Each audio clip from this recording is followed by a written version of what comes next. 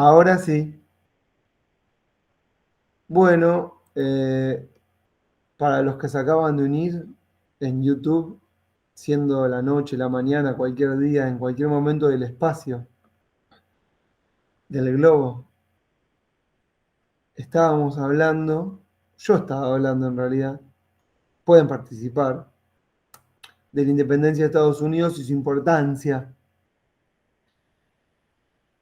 No sé qué dije, pero bueno, estaba diciendo algunas palabras así como de relleno. Y estaba buscando en la Declaración de Independencia algunas cosas que hacían a lo que Thomas Paine llamó el sentido común. Y bueno, no sé dónde están. Pero diciendo algo así como que nosotros, me las acuerdo medio de memoria. Fíjate las primeras tres palabras de la declaración ahí.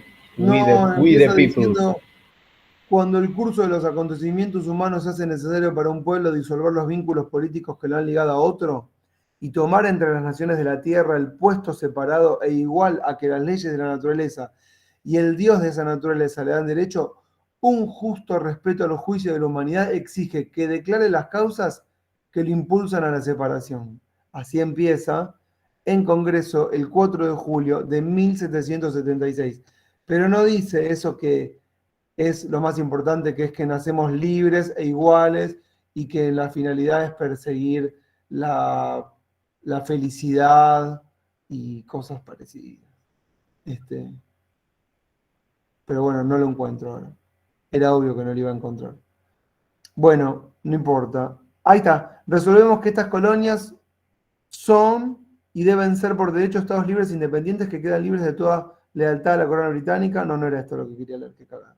Y que toda la vinculación política entre ellos y el Estado de Gran Bretaña queda y debe quedar disuelta totalmente. Esto era la independencia de la corona británica. Pero bueno, está la parte de los derechos en donde dice esto de acá. Sostenemos. Voy a compartir esto, ¿me esperan? Aparte se hace más entretenida para los que están viendo por YouTube en este momento. Alguien quiere entrar, le vamos a permitir. Ahí está. Sostenemos como evidentes estas verdades, que los hombres son creados libres, son creados iguales, perdón, que son dotados por su creador de ciertos derechos inalienables, que entre estos están la vida, la libertad y la búsqueda de la felicidad. ¿Cómo se dice esto? El que está acá, ¿quién está en la Florida? ¿Gastón era? ¿Quién era que está en la Florida? Sí, señor. Gastón, ¿cómo me lo decís en inglés esto? La libertad y la búsqueda de la felicidad. Eh, the search of, qué sé yo, no sé, happiness, puede ser. Es algo así como The Pursuit Algo of así, the search of Happiness, algo así happiness o era. algo así. The pursuit of happiness, happiness debe ser Pursuit of seguramente. happiness, sí, pero Ay, igual yo si me refiero a la constitución acá que la tengo delante de los Estados Unidos, ¿dónde, pregunto yo, habla de la felicidad de la zaraza del universo esto? Yo leo que para mí lo más importante de la constitución es el preámbulo, que mm. se basa en Francia, obviamente de la Revolución Francesa, que después nosotros copiamos más o menos en Argentina, digo yo, ¿no? Claro, vos te estás refiriendo a la nuestra. No, tengo acá, la Constitución de los Estados Unidos de América, Sí. 1787. No, Nosotros, el pueblo de los sí. Estados Unidos, a fin de formar una unión más, o sea, acá dice, no a fin de ser más felices, sino a fin de formar una unión más perfecta, establecer justicia, afirmar la tranquilidad interior, viste como el preámbulo, ¿no? Que dicen ellos. Sí. ¿Dónde arma eso? Voy a detenerte, Gastón. El comentario es bueno. El comentario es muy bueno porque yo a ver si te interpreto bien. Y esto me da pie. Gracias por el pie. El comentario es bueno porque está haciendo una especie de distinción entre lo que yo estaba leyendo, que era la Declaración de Independencia, y lo que él está leyendo, que es la redacción de la Constitución. La independencia y su declaración son, como decía recién, del 4 de julio de 1776. Y la fecha de la Constitución, bien saben, es de años posteriores. No sé qué año, no sé, creo que septiembre, no estoy muy seguro, de 1787. Hay un periodo largo de tiempo en el medio. En el medio incluso están las guerras por la independencia, porque de la declaración se siguen las guerras de independencia y después de la guerra de independencia, la necesidad de una constitución. Entonces, claro, Gastón me dice, yo no veo ahí lo de la felicidad, sino veo que estamos hablando de la paz interior y de un gobierno, no sé si lo dijiste así, Gastón, pero me permito igualmente decirlo para mi clase, de la necesidad de un gobierno fuerte. Entonces acá un poco aparece la impronta de lo que el autor que yo les dejé para leer, que se llama Pizarello, que ya les conté, y si no, no me acuerdo, les dije que tiene una impronta marxista y Sarasa, yo ya les conté que es crítico de la visión liberal o de la democracia que llamamos liberal, cree de la Constitución. ¿Qué cree Pizarello? Él cree que la Constitución no es la garantía de los derechos, sino es un freno a los avances de las peticiones democráticas. Y de hecho, en las discusiones sobre la redacción de la Constitución, el tema gira en torno a si el gobierno y el ejecutivo, en cuanto a la organización, tiene que ser fuerte o no. ¿Y para qué tiene que ser fuerte o no? Para sofocar las rebeliones y las protestas internas. Porque el problema justamente era que había muchas rebeliones y hacía falta un gobierno central fuerte que pudiera desplazarse rápidamente a los lugares locales, ¿sí? Donde se producen estos levantamientos o rebeliones para poder reducirlos rápidamente. ¿Siguen esta idea? Entonces, a partir de ahí es como que se da un contraste. Y que también tiene cierta similitud con nuestro proceso constitucional, mínima, pero las hay, por supuesto, que es bastante parecido en cuanto a lo que fue la Revolución de Mayo de 1810 y la Declaración de Independencia del 16, porque la Declaración de Independencia tiene como lema el fin de la revolución y el principio del orden. Esa era la independencia. Y acá apelaba el principio del orden, a terminar con las montoneras, que eran las protestas de los caudillos de las provincias del interior respecto de las políticas centrales de Buenos Aires. O sea, el juego, si quieren, no estaba preparado para decir todo esto, pero Gastón, mira tú lo comencé a decir. El juego entre, que está bien igual, entre la Declaración de Independencia y la Constitución de Estados Unidos se parece un poco a nuestra Revolución de Mayo barra Independencia, ¿no? 10-16. ¿Siguen esta idea? Sí, Bueno, la diferencia igualmente fundamental es que nuestra revolución y nuestra independencia son muy posteriores a los hechos revolucionarios de Estados Unidos, que decía al principio de todo, cuando todavía no estábamos grabando, habían tenido gran influencia en un montón de países. ¿Por qué? Esto, por este principio novedoso fundamental que no había existido hasta ahora, que es el concepto de independencia. No había existido el concepto de independencia en la Revolución Británica. Tampoco el concepto de independencia aparece en la Revolución Francesa, ¿no? Porque Gran Bretaña y Estados Unidos, perdón, y Francia son países metrópolis que tuvieron procesos revolucionarios internos que dieron lugar a la formación de nuevos, bueno, órdenes o regímenes políticos con nuevos derechos, con nuevas visiones o cosmovisiones del mundo. Pero, por ejemplo, en el caso de Estados Unidos, se empieza a parecer a la mayoría de los países del globo, o de los estados, o de las comunidades, o de las sociedades del mundo. ¿Por qué? Porque en general eran sociedades, colonias dependientes de sus metrópolis. Entonces el concepto de independencia es un concepto que va a, vamos a decir entre comillas, va a pegar en en todo el globo. Por ejemplo, no sé si vamos a llegar, pero bueno, si nos toca hablar de Alemania, por ejemplo, el proceso de independencia alemán respecto del imperio francés es fundamental, digamos, el concepto de independencia y la formación que tienen. Sí. Y hay muchas naciones la mayoría, que bueno, se independizan y que siguen el modelo estadounidense, ¿no? De no tener más lazos con la metrópoli y ser un pueblo soberano que se organiza con sus propias instituciones.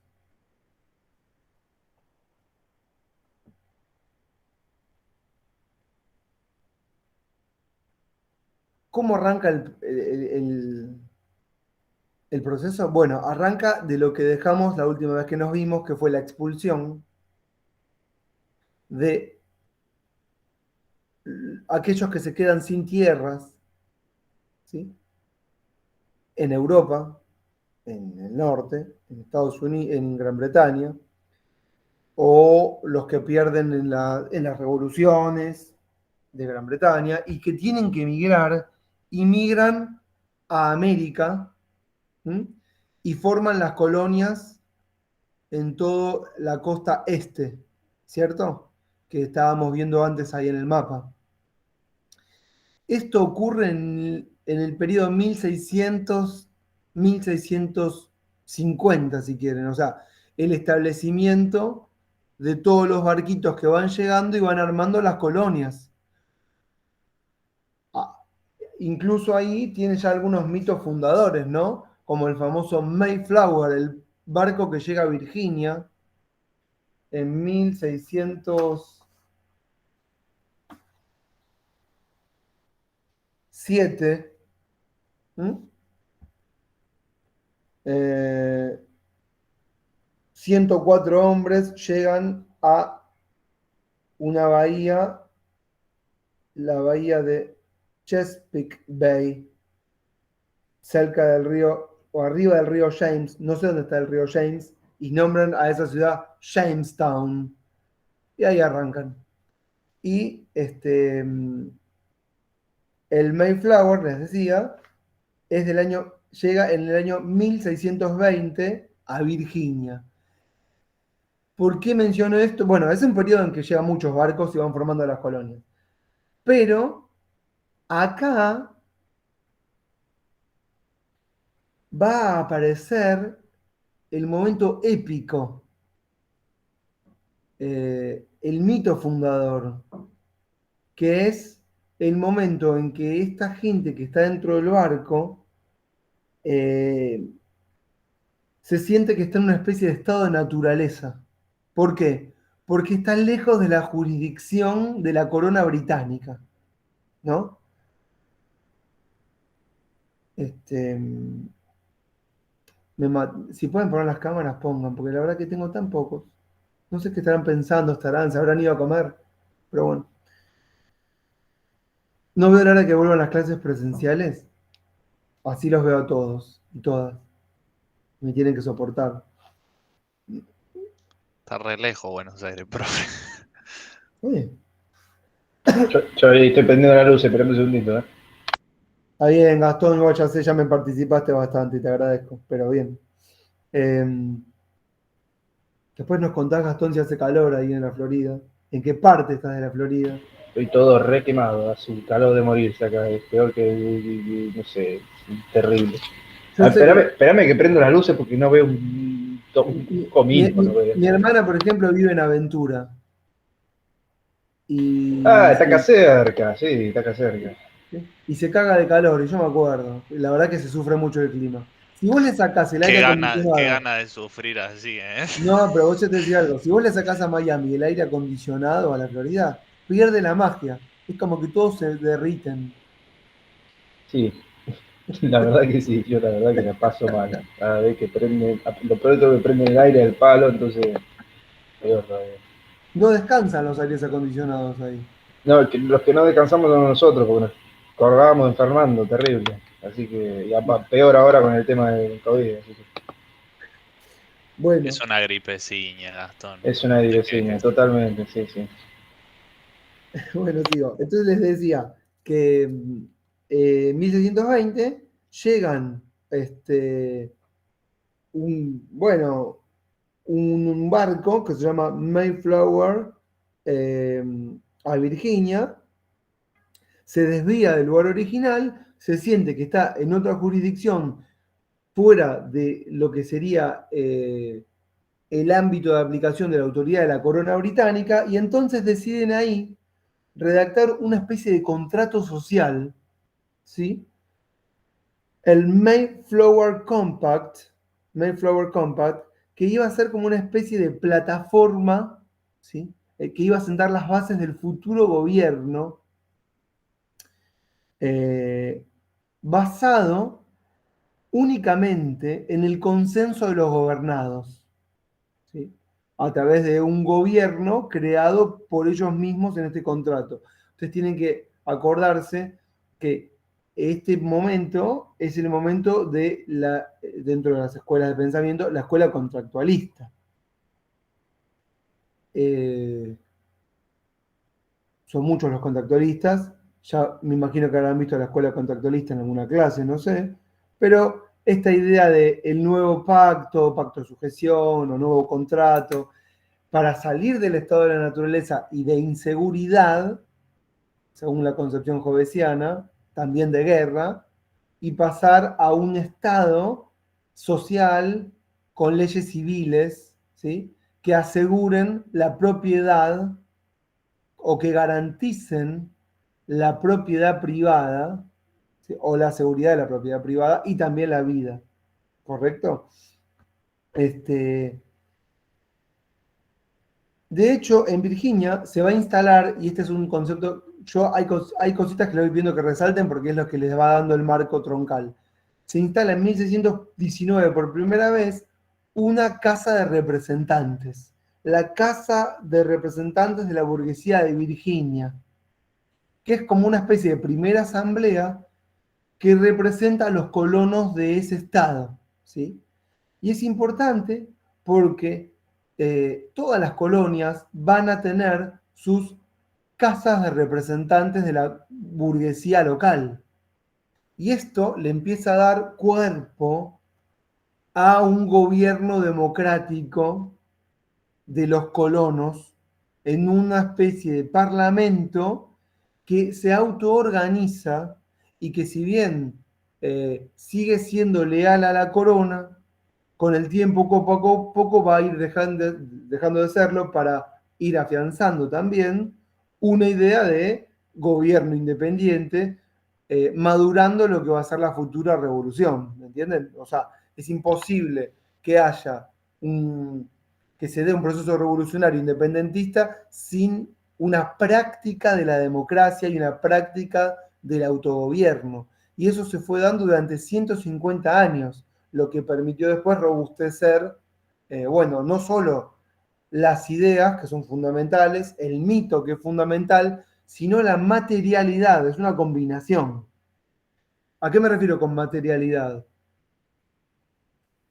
Burguesía, producción, autoabastecimiento, leyes que gobiernan la situación local, creación de impuestos locales, creación de fuerzas de seguridad locales, ¿correcto?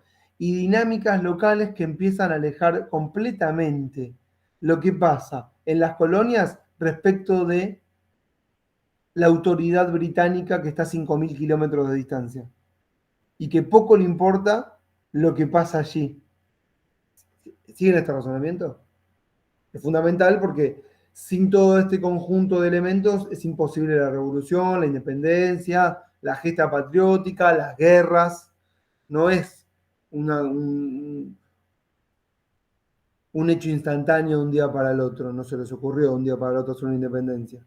La independencia y la revolución y la guerra fueron madurando poco a poco.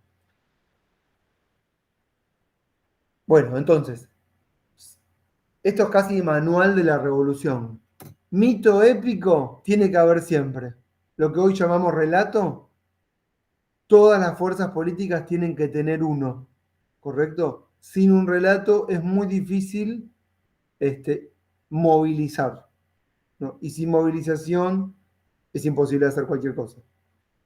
Entonces, el relato puede ser la libertad, la seguridad, la propiedad, los derechos sociales, o la igualdad, o el relato que más nos guste, ¿no? Pero es el que moviliza, el que hace cuerpo, piel, y el que produce el hecho social. Al mismo tiempo, entonces,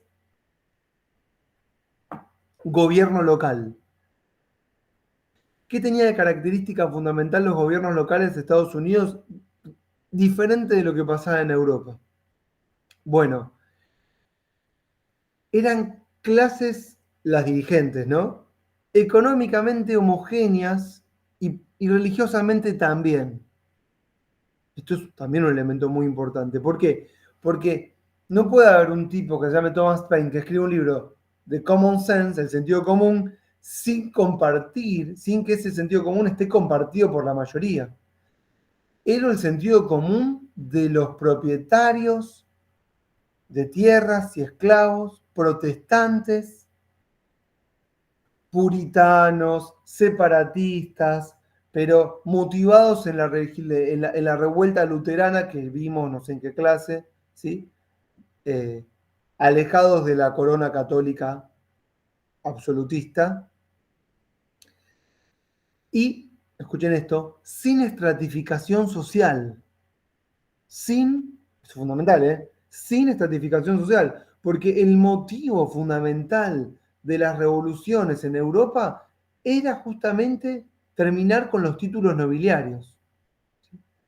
Y esto no era un problema en las colonias británicas. No había un problema motivado en la igualdad ante la ley que tiene que ver con finalizar las prerrogativas de sangre, como tenemos en el artículo, creo que 16. Que no existen los títulos de nobleza, ni admitimos prerrogativas de sangre, significa no hay alguien que porque tiene sangre azul es más que otro, ¿no es cierto? Como diría Artigas, creo, nadie es más que nadie. El caudillo argentino, pero que muchos creen que es uruguayo, pero era argentino. Hasta que después se formó Uruguay.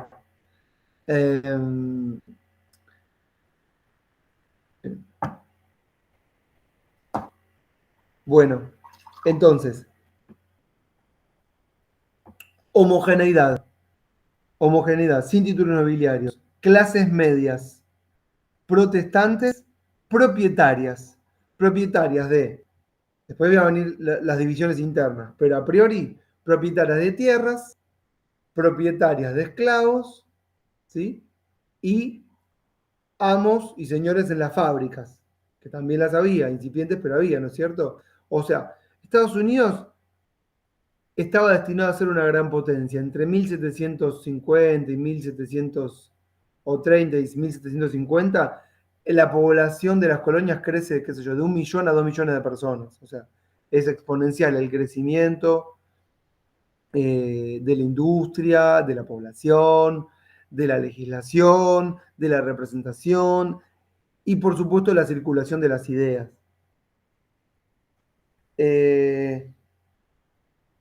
Claro, ¿por qué no prosperaba la conflictividad? Porque la corona británica, no, entre comillas vamos a decir, no se metía, si quieren, no tenía injerencia, no se preocupaba ni tenía ascendencia respecto de lo que pasaba en las colonias. Entonces las colonias se autogobernaban. Mientras las colonias se autogobernaran, no había ningún problema, vamos a decir, en tener lealtad hacia la corona británica. ¿Qué otro elemento, vamos a decir, fundamental no tenían respecto ahora de nosotros, de América Latina? No tenían virreyes. Estados Unidos no tiene virreyes. No había emisarios de la corona como virreyes que gobernaban cada una de las colonias. Eran colonos que se autogobernaban. Acá nosotros teníamos virreyes en las diferentes regiones del mapa, emisarios del rey, más allá de que cada uno de los virreyes tendría no sé, planes propios, ¿no es cierto? De querer quedarse, de querer fundar su propia monarquía. Este era un tema que no, tampoco pasaba en Estados Unidos. Entonces tampoco había conflictividad con la corona. ¿Cuándo va a aparecer el problema? Adivina, adivinador. Derecho constitucional económico. Para los que están de económico, no sé quiénes están de derecho constitucional económico. Pero después lo van a ver si no. Pero Fermín dice que sí con la cabeza, así que me imagino que es de derecho constitucional económico.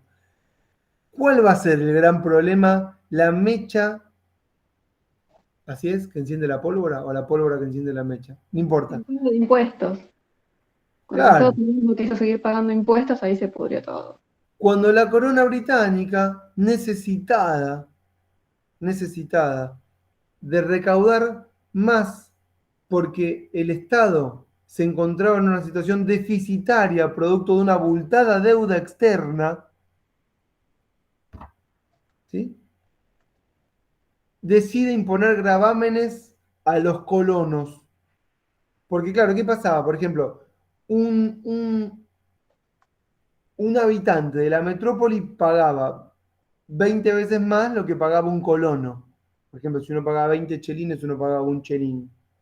Era la moneda británica. Entonces, claro, los británicos después de la guerra de los 7 años, una guerra que enfrenta casi a todo el continente europeo, pero las potencias enemistadas, por supuesto, siempre son las mismas. Francia contra Gran Bretaña. Claro, bueno, esta guerra se da entre 1756 y 1763. La corona británica se endeuda con los prestamistas de la corona, ¿no es cierto? Que siempre son los mismos. BlackRock de la época. BlackRock es el grupo inversor, ¿bien? Los tenedores de bonos, que eran los feudales, son siempre los mismos. Este, Lehman Brothers, sí. Y bueno, yo no los conozco, pero son siempre los mismos, ¿no? Este, bueno, deciden imponer gravámenes. ¿Cuál es el famoso gran gravamen que genera el motor? El del La té. stamp. ¿Lo vas a decir, Laura? Decilo. No, el del té. Me acuerdo cuando No, tiraban el no, el del té. té no. Tenemos una rápida, viste, uno dice, no, el té, pero Ah, no. el tabaco también. ¿Cómo? Y el tabaco. Sí, pero fueron dos momentos distintos. El primer momento que genera, digamos, el primer cimbronazo se llama la Stamp Act, que era una especie de grabado a las estampillas. ¿Qué es un grabado a las estampillas? Porque a veces uno no entiende bien. Era imponerle un gravamen a todo intercambio epistolar, ¿sí? Y a todo el transporte de mercaderías. Algo así como que grabes todo. Hoy sería poner un impuesto al intercambio de datos por internet, una cosa así. Te fuiste a la mierda. Sí, claro, claro, pero efectivamente fue eso. Entonces, la Stamp Act del año 1765, ¿saben lo que generó? Generó un congreso en Massachusetts, que es el gran lugar de los acontecimientos. Ahí yo les mostré, vieron que al principio los que entraron después viéndolo en YouTube no vieron, pero buscan en Google Massachusetts y ahí se busca, ahí es el lugar de los acontecimientos, en Boston, arriba de Nueva York. Bueno, crean el Stamp Act Congress, que es el Congreso que se junta para discutir respecto de gravamen a los estampillados. El gravamen no va a durar nada, va a durar 6, 7 meses nada más, en el año 1765. Estamos a 11 años de la independencia, ¿correcto? Pero, ¿por qué fue importante? Bueno, la legislatura de Massachusetts convoca a este Congreso para, pero no solamente para los miembros de Massachusetts, sino para los miembros o los colonos de los representantes de las legislaturas de las 13 colonias. Entonces, ¿qué aparece ahí por primera vez? Un congreso muy rudimentario, pero que va a reunir a representantes de toda la costa este, creando por primera vez un cuerpo político que le empieza a dar entidad a la futura nación. Esto es fundamental. Eh, y ahí se juntan todos en Massachusetts. No tiene éxito, digamos, en cuanto a que no sé si se juntan todos, si sesionó bien, pero lo que generó fue la posibilidad de seguir reuniéndose y la idea de que pueden tener un gobierno de todas las colonias, ¿sí? En enemistad a la corona. Y ahí, seguido, la corona británica, por la oposición de las colonias, perdón, deroga la Stamp Act.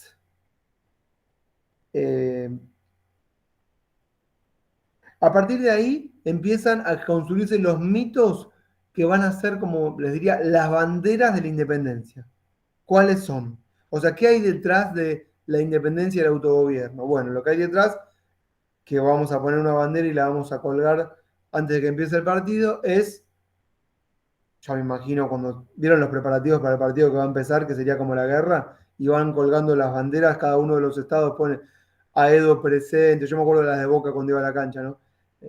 Siempre están las mismas. Bueno, y así cada uno con su equipo. Entonces, una dice, no taxation without representation, Massachusetts presente. Ahí está. Otra pone, por ejemplo, taxation with representation is tyranny, Virginia presente. Ahí va.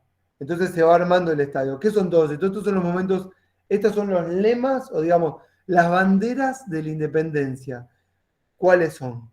No puede haber impuestos sin representación. Cualquier gobierno que quiera, o cualquier gobierno externo que quiera imponernos, digamos, impuestos a los colonos sin el consentimiento de los colonos, vamos a considerarlo una tiranía, ¿correcto?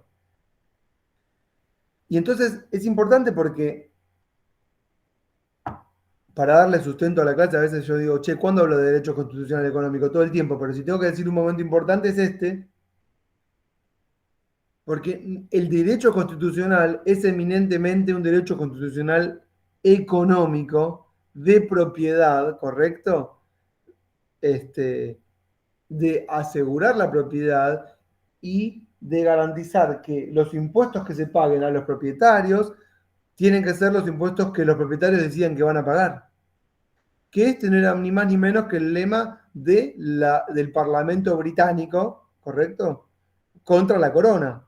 Lo que pasa es que ahora son los colonos contra la corona y contra el Parlamento británico, porque las decisiones las tomaba el Parlamento. Las decisiones de imponerle gravámenes a las colonias no era solamente del monarca absoluto, sino que era de las cámaras parlamentarias británicas en concordancia con el monarca. ¿Comprende? ¿No? Esto es como una nación contra otra.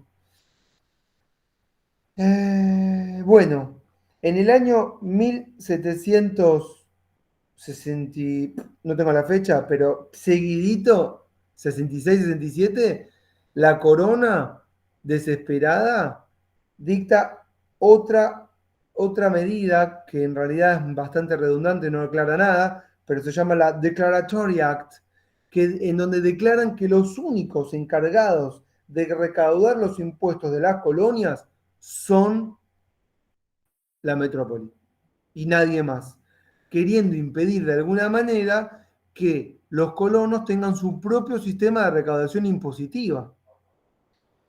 ¿Qué es lo que estaba pasando? Se estaba generando, algo que vamos a ver la clase que viene, que se ve muy bien también en la Revolución Francesa, que era un sistema de doble o triple imposición. Mucha gente pagaba el impuesto a la corona, el impuesto a la Casa de Representantes de la burguesía, el impuesto al sheriff local. Habían como 3 o 4 imposiciones sobre las mismas actividades, ¿no? Entonces, claro, la independencia o el camino a la independencia también es el camino hacia una creación unificada de impuestos en las que se paguen solo uno solo. ¿A quién? A la única autoridad que va a garantizar la propiedad. Eso también es la revolución. Por eso cuando se habla de la reforma impositiva, siempre es un tema complicado, porque una reforma impositiva sin un poquito de sangre es difícil. Difícil. Salvo que sea una reforma para los poderosos. Eso es fácil. Bueno. Bueno. ¿Me están siguiendo hasta acá? Sí, sí, bien, bien. Bárbaro. En 1774, no sé si esto, sí, aparece la que me mencionó Laura, que es, ¿cómo se llama? ¿Qué? Tea Act, que es básicamente una imposición de la corona británica para que el único té que se consuma en el territorio de las colonias sea uno autorizado por la propia corona. Y era una compañía de tés que venían de la India, ¿sí? Que tenían comercio directo con las colonias. El té era considerado, también en otros artículos, un producto fundamental de consumo. Las colonias contrabandeaban, entre comillas, unos tés que venían de Holanda. Y entonces acá se va a generar la controversia porque ¿qué pasa? Van a llegar un montón de barcos con tés que vienen de la India y se van a instalar en los puertos y los colonos no les dejan ingresar los tés, ¿sí? Los gobiernos, sobre todo revolucionarios o en contra de la corona, no dejan ingresar los tés. No todos los gobernantes, también tenemos que aclarar esto, todas las colonias tenían casas de representantes y gobernantes. Algunos gobernantes eran más populares o populistas, como quieran llamarlos, y otros eran más pro-británicos, pro-corona. Justo el conflicto que va a generar, el conflicto que se va a generar en Boston es porque hay un gobernador pro-británico, ¿sí? Que está a favor de que entren estos tés que vienen de la corona y colonos de Boston que van a armar lo que se va a llamar después el Tea Party, que va a impedir o va a querer impedir el ingreso de esos tés. Y esto va a tener un momento clave, que creo que es en abril de 1774, no estoy seguro, en donde se van a disfrazar unos de una tribu, no hablé todavía de las tribus, que se llaman los Mohawks, que eran tribus indias locales, ¿sí?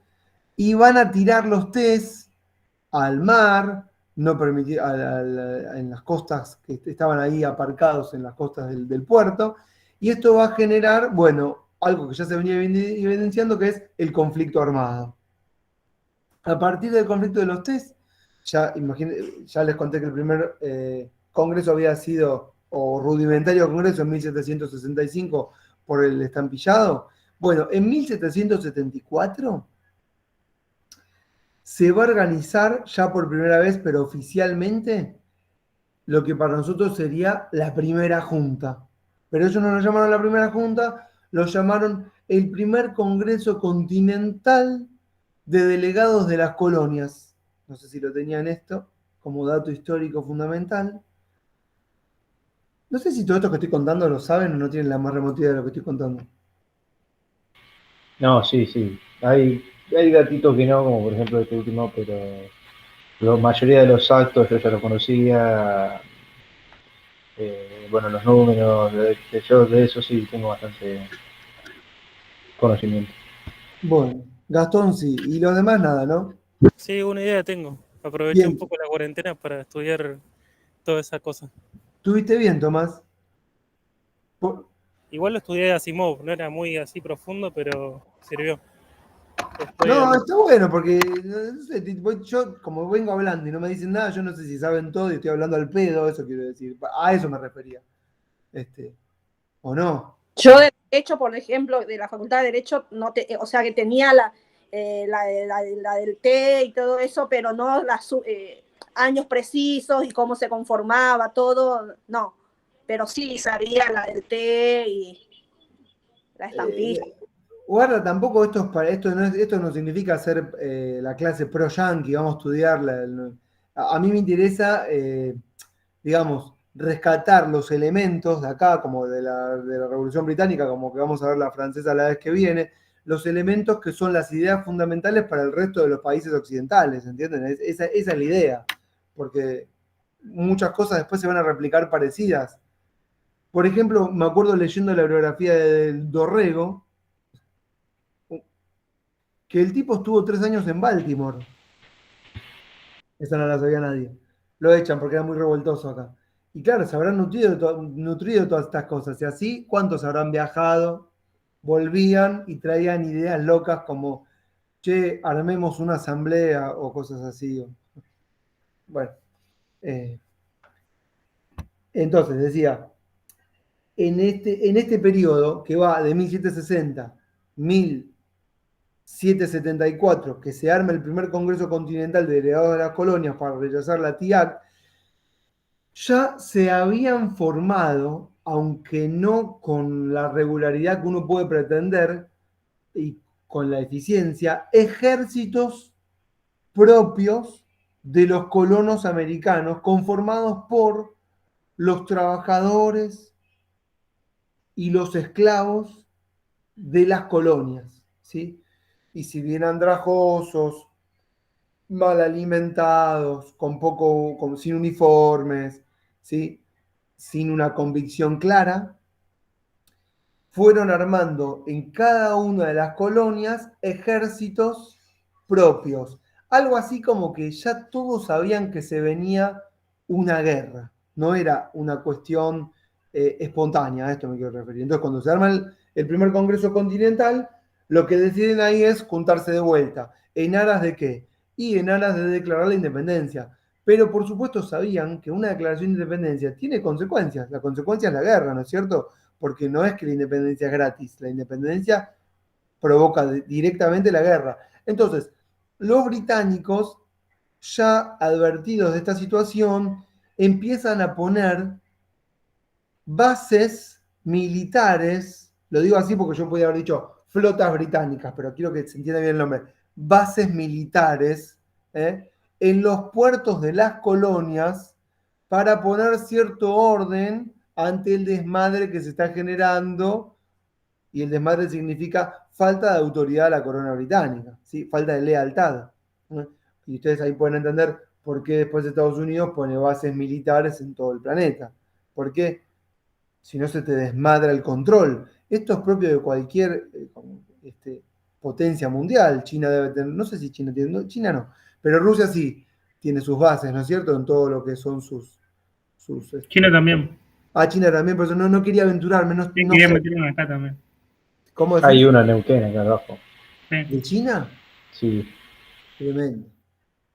Pero no aparecen los marines chinos, que no son marines, no sé qué son. No, porque no te enterás, de 2014 tenemos ahí una abajo hermosita con los chinos, y base nuclear y de investigación espacial. Pero hay, por ejemplo, milicia o eso no. Están los chinos ahí controlando Neuquén, y la zona son creo que 20 por 20 que le vendimos a los chinos ahí abajo. Pero Bueno. supuestamente son todos científicos. No, pará. Sí, Voy a decir y algo. el cielo de color de rosa también. No, vos tenés que pensar, María, que, ojo, los chinos tienen otra forma de, digamos, vamos a decirlo así, ocupar el territorio. Después les mando si quieren una nota muy linda que se llama Cómo el Tao venció a Uber, que es cómo los chinos van desplegándose poco a poco en el territorio. Vieron que ellos tienen un juego, los chinos, que se llama el Go, conocen, ¿no?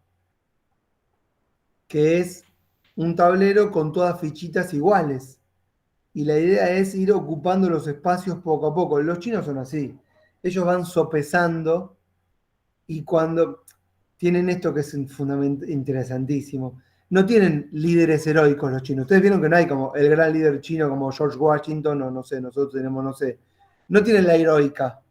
¿Viste? La gran batalla en donde, sí, Mao, pero es una revolución interna, y aparte, más allá de los cimientos, fundamental, ¿no? Pero no hay hay una revolución interna, pero vieron que, por ejemplo, vieron los americanos que en las películas siempre está el líder que va a sacar a todos, va a liberar el mundo, al que le hacemos el monolito. Y los chinos no tienen eso, porque ¿saben qué pasa?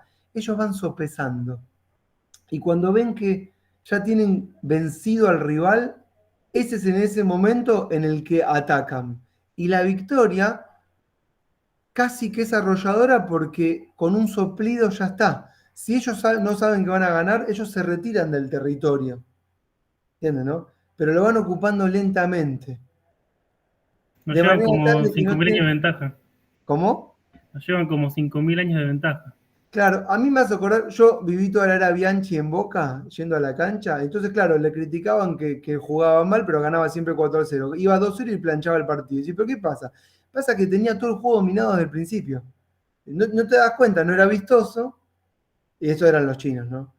pero controlaba el territorio. Bueno, ellos tienen ese juego Go que un poco marca la idiosincrasia, es con desplegar. Entonces cuando Gastón habla de el cielo no es como dijiste, el cielo no es color de rosa, El cielo no es color rosa, sí. rosa, y entonces María dice, pero son científicos, sí, guarda, pero son científicos, pero están desplegándose en el territorio. Dicen, dije, no que son todos científicos. Igual Dicen no tengo la más remota idea de lo que estoy diciendo, guarda. Todo esto que estoy diciendo son comentarios ya no de profesor, sino casi les diría sin Bueno, datos. sí, todo ahí No, en no, Europa, acá están como locos los yanquis por el tema de que todo en Europa están haciendo planes de hidrovías y todos acuerdos con China.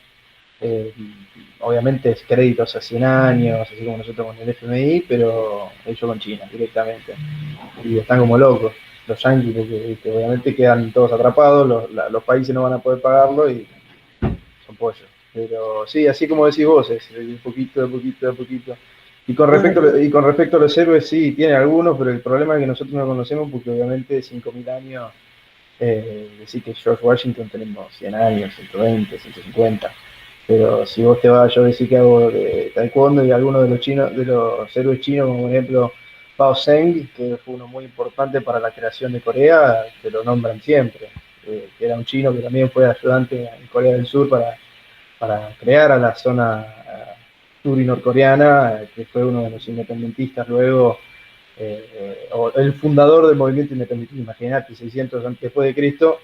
Tienen héroes, pero como nosotros somos brutos latinos, no nos enteramos. O latinoamericanos o americanos en general, por tener este pensamiento occidental, ¿viste? Como dicen ellos. No, como bueno, bueno, no es palabra mía.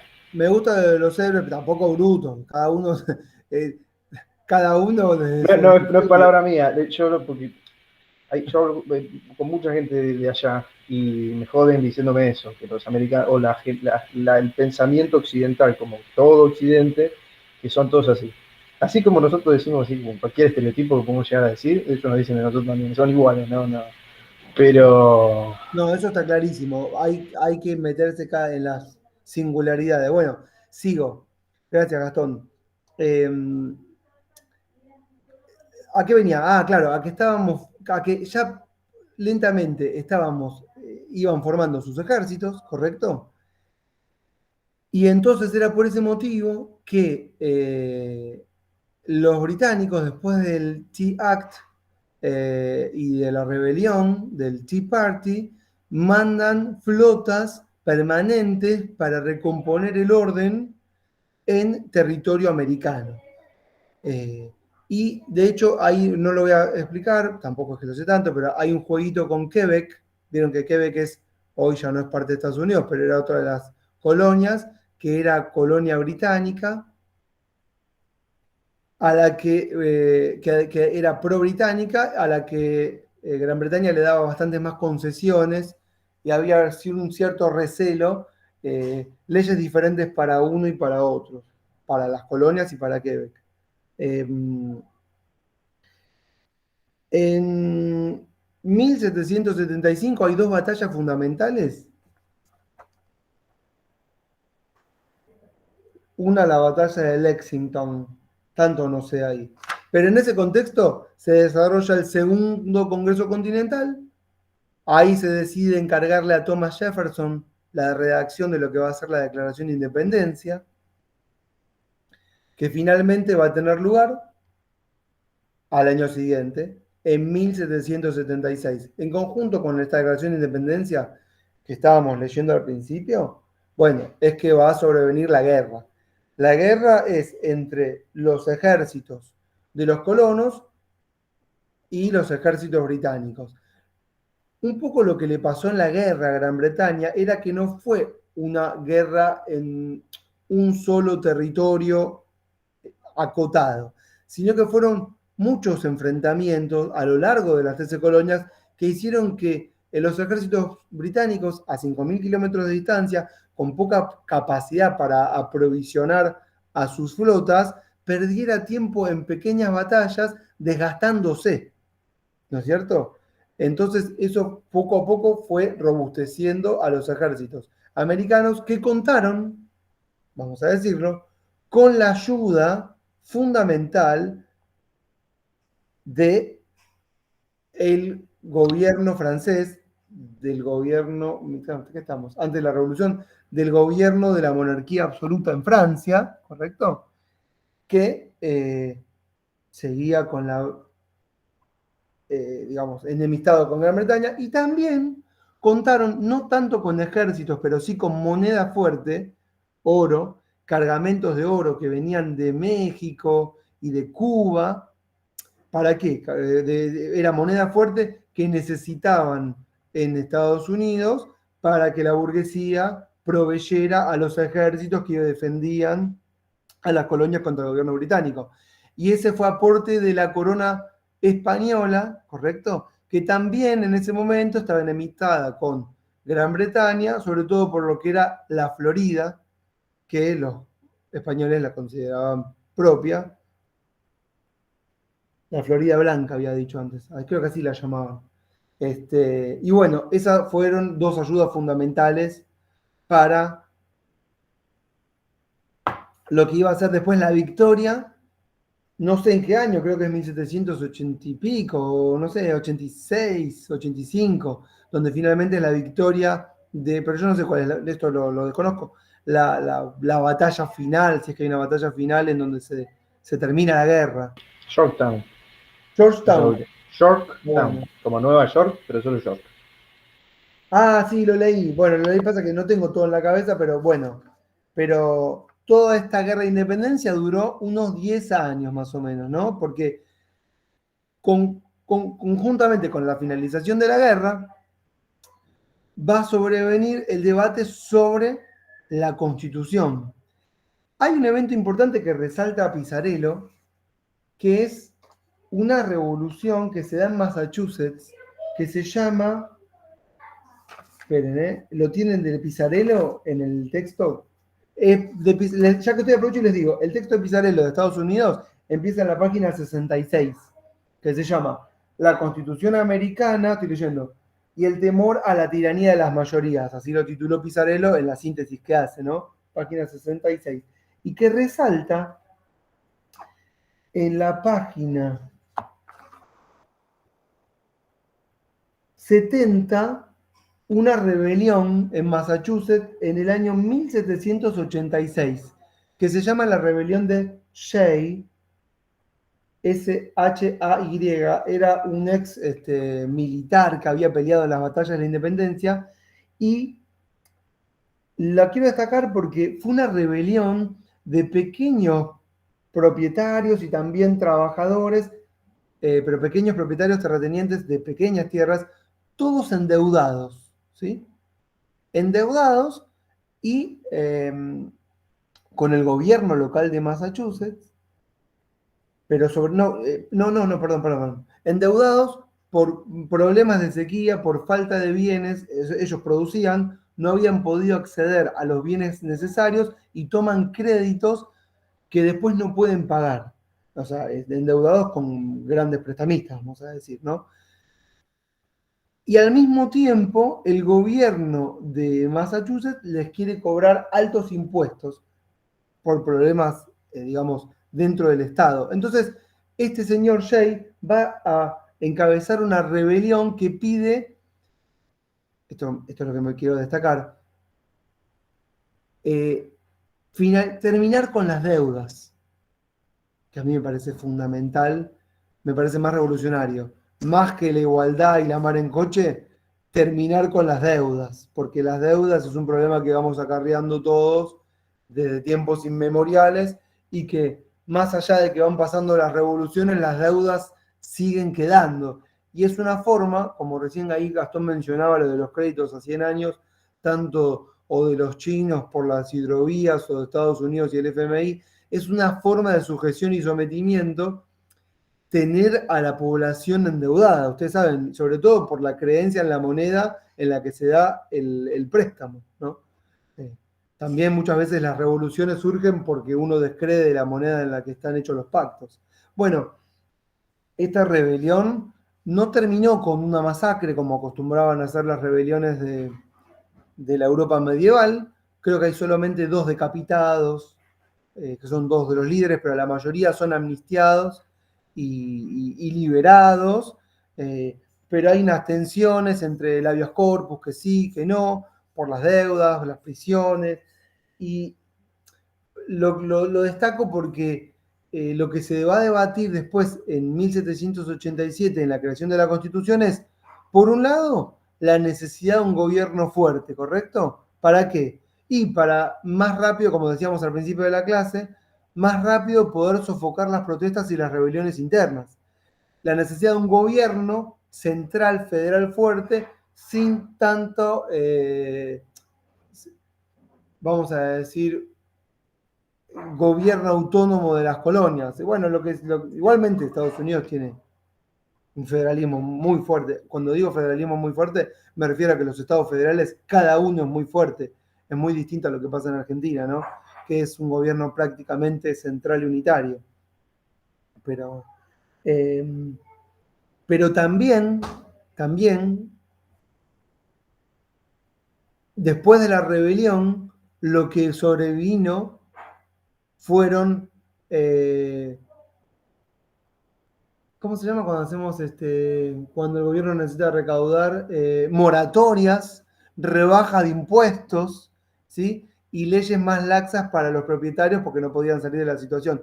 Un poco situaciones que se vivían en la época y que nosotros vivimos prácticamente de la misma manera. En la rebelión que había ocurrido en ese momento en Massachusetts, se la habían agarrado con los recaudadores de impuestos. De hecho, hay frescos que representan rebeldes pegándole a los recaudadores de impuestos, representantes de la casa de la burguesía de Massachusetts.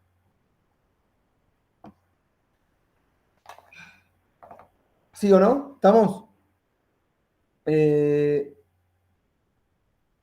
Destaca después, bueno, ya hablé de Thomas Paine.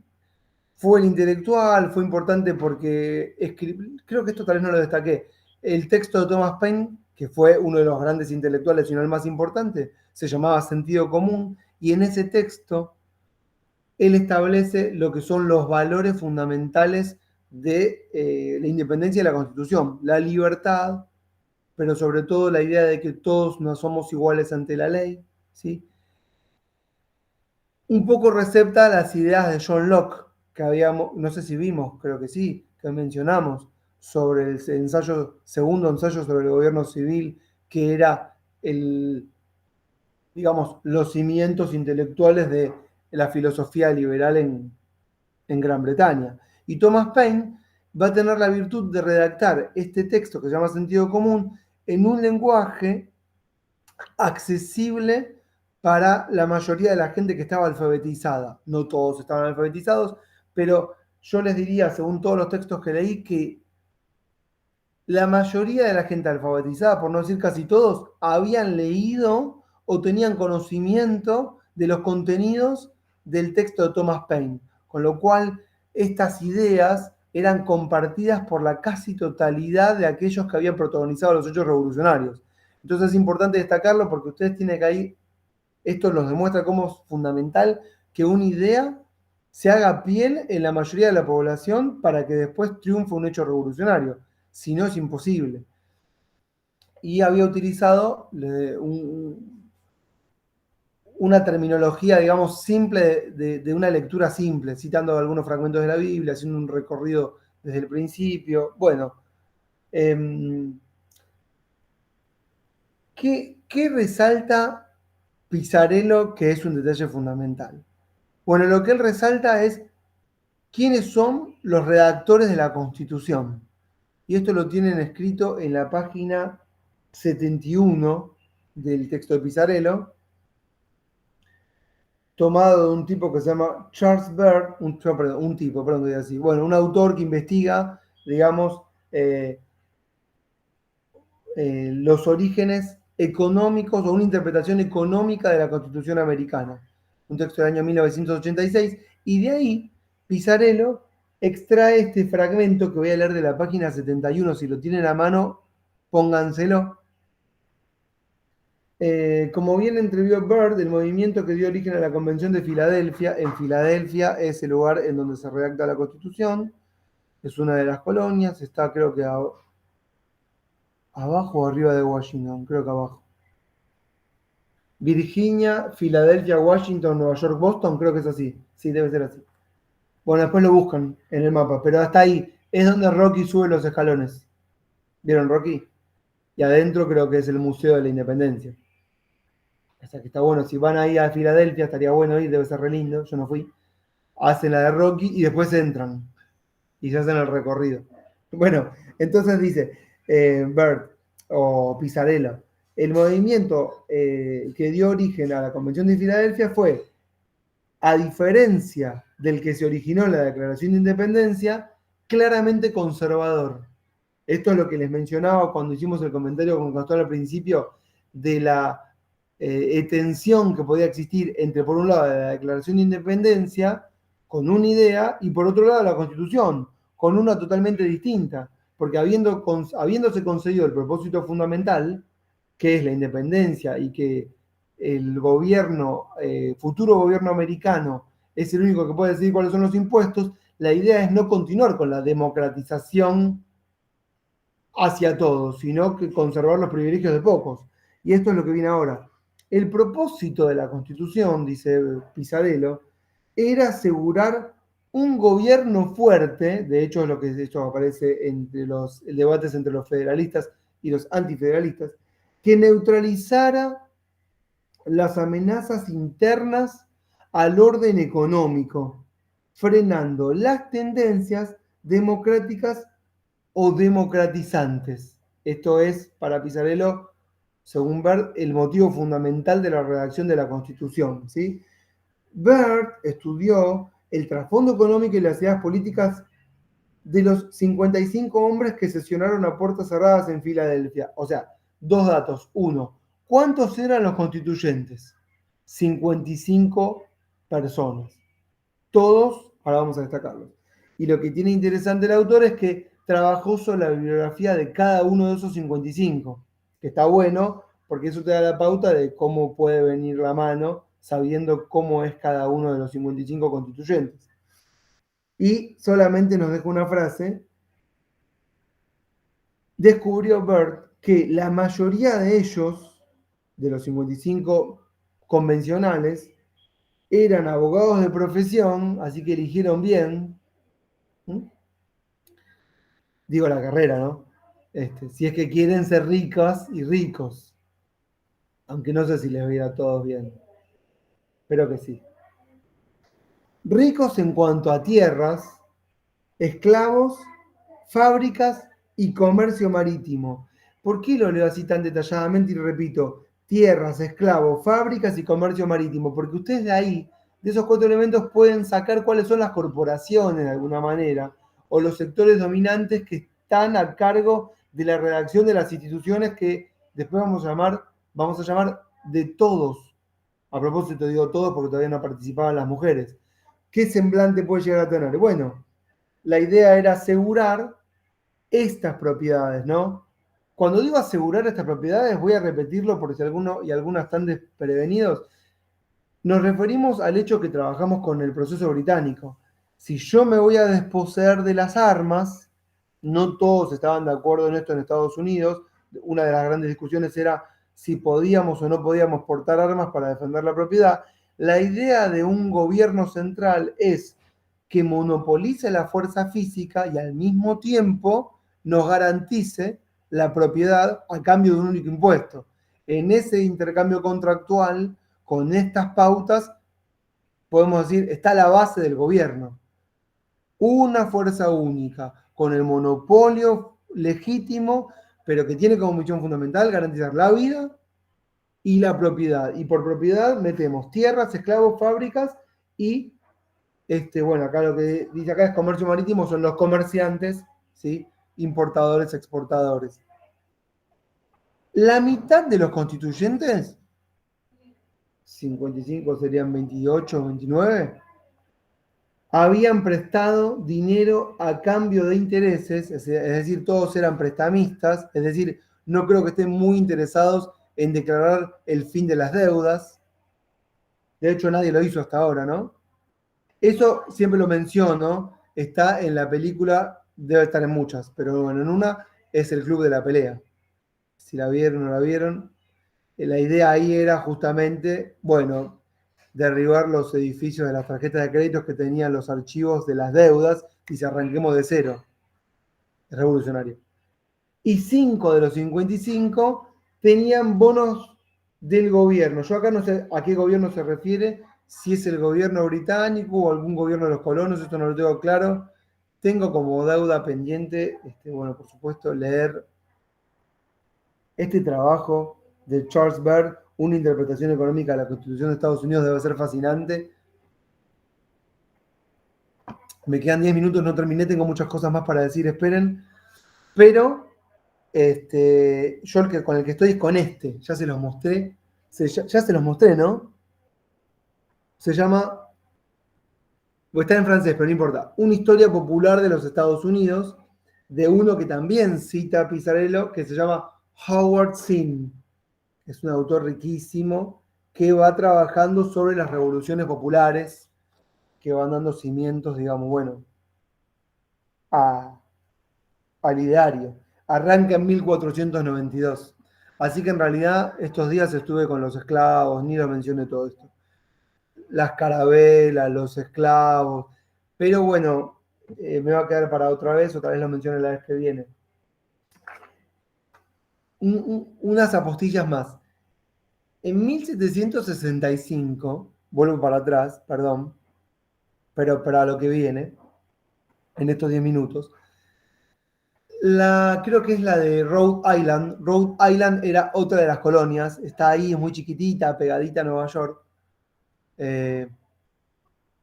La Casa de Representantes de Rhode Island, se escribe Rhode con una H después de la R, Island, decide, creo que era la Stamp Act de 1765, decide esta Casa de Representantes de la burguesía declararla, escuchen esto, declararla inconstitucional y por lo tanto desestimar esa legislación, como cuando acá decimos en las clases de control que el juez decide en las normas de menor jerarquía fallar sin aplicar esa norma de menor jerarquía. ¿Vieron? Cuando ustedes estudiaron control. Este es el mismo procedimiento que hace la Casa de Representantes de la burguesía de Rhode Island respecto de la Stamp Act. ¿Qué quiero decir de esto? Dos cosas. Una, que acá tenemos un modelo de control constitucional concentrado con efectos erga omnes de carácter político, ¿sí? Que es totalmente opuesto al que después desarrolló Estados Unidos y del cual nosotros nos copiamos y la mayoría de los países de América Latina, aunque cada uno con sus variantes, que es la del control judicial difuso, ¿correcto? Pero al mismo tiempo quiero que adviertan que hablar de control, que es lo mismo que hablar de supremacía, es hablar de soberanía y es hablar de jurisdicción. ¿Vieron cuando acá conocemos bastante, ¿no? De la jurisdicción extranjera o la jurisdicción local respecto a los bonos, o qué jurisdicción se aplica ante la disyuntiva respecto de un contrato X, ¿no es cierto? Y cuando hablamos de jurisdicción, lo que estamos hablando es de soberanía y de qué ley se aplica. Y cuando el Congreso o la Casa de la Burguesía o representantes de la burguesía de Rhode Island decide en 1765 hacer un control político y decir, nosotros somos soberanos y vamos a decir que esta acta de la corona británica es inconstitucional y no la vamos a aplicar, es decir y hacer, somos independientes, cualquier legislación que va a entrar a nuestro territorio va a tener que tener la aprobación de nuestro Parlamento. El Parlamento es el soberano, ¿correcto? Y bueno, eso, y es un acto de independencia también al mismo tiempo. ¿Por qué lo digo? Porque bueno, después cuando que resalto eso para atrás y lo ligo con el presente de 1787, que bueno, en la Constitución de Estados Unidos no quedó muy claro todo el temita del Poder Judicial, ¿no? igual que en la nuestra, que tampoco quedó muy claro. Y ahí ellos diseñaron una especie de poder judicial independiente que tenga por misión dirimir los conflictos entre particulares. Cuando hablamos de dirimir los conflictos entre particulares, estamos hablando de contratos entre propietarios por tenencia de esclavos, fábrica, comercio marítimo y tierras. A eso nos referimos cuando hablamos de los conflictos entre los particulares. ¿Vieron cuando hacen la clase de contratos?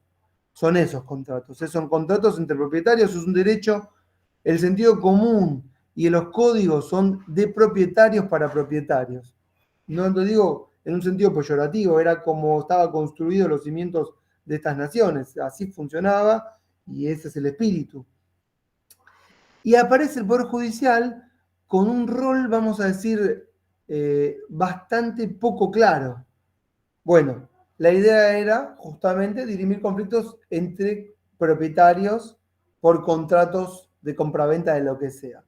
Y la Corte Suprema, en última instancia, lo va a decir después, de manera arbitraria, si quieren, decide en última instancia revisar cualquier tema que tenga que ver con la constitucionalidad de las normas. Así que este acto soberano de la Casa de Representantes de Rhode Island, de un control político sobre la legislación, va a quedar, digamos, en desuso y va a consolidarse. Entonces, sí, un poder ejecutivo fuerte, escuchen lo que voy a decir ahora, es fuerte lo que voy a decir ahora, como el poder ejecutivo, va a quedar consolidado un poder ejecutivo fuerte que tiene un gobierno central con un poder que llamamos judicial, pero que no deja de ser político, de punta a punta, que tiene la misión fundamental de decir qué es y qué no es constitucional, ¿correcto? Es decir, todas las leyes, la que sea, que vote el Congreso o que sancione cualquier jurisdicción local o cualquier acto de gobierno de cualquier gobierno local o el federal, quedan bajo la tutela, jurisdicción, decisión del final de la Corte Suprema. ¿Correcto? Este es el modelo que después queda instalado también en nuestro país. Los modelos en los diferentes países de América Latina y del mundo son todos distintos, pero lo menciono a la luz de lo que pasó esta semana y de lo que pasa en general en nuestra Corte Suprema, ¿sí? Y en el Poder Judicial, que llamamos judicial en general y que no deja de ser un control político, y no lo digo en sentido peyorativo, es poder político en el sentido de que todos los órganos de gobierno son poderes políticos, algunos con legitimidad popular democrática y otros no. Un gobierno fuerte acá, que va a quedar, digamos, consolidado después del fallo Marbury versus Madison, es un gobierno central que decide sobre la constitucionalidad de todas las leyes, incluso aquellas que sean votadas por mayorías populares. Y ahí radica la fortaleza. ¿Dónde está el freno? Ya termino, quedan 3 minutos. ¿Dónde está el freno a los avances y las peticiones de las mayorías democráticas? En una corte que finalmente te dice no, escudada si quieren, todo para charlar, por supuesto. Nunca esta es una verdad total, sino relativa y mía. Escudadas en una especie de tecnicismo. ¿Por qué?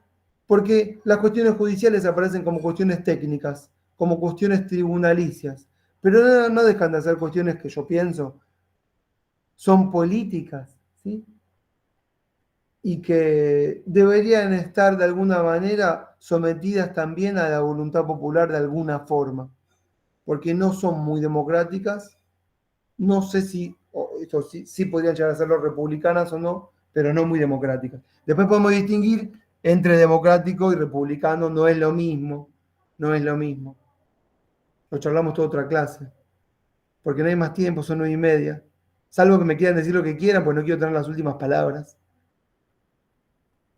Pero si no terminé.